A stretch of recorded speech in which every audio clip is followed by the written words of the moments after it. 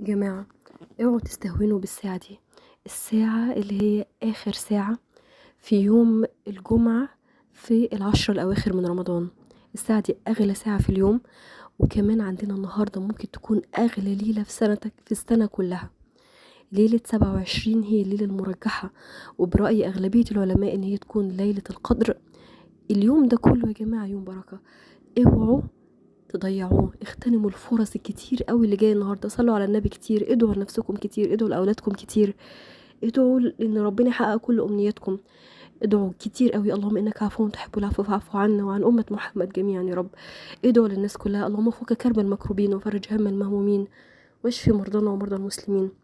يا جماعه ادعوا لغيركم، ده باب كبير جدا من باب استجابه الدعاء. ادعوا، ما توقفوش دعاء.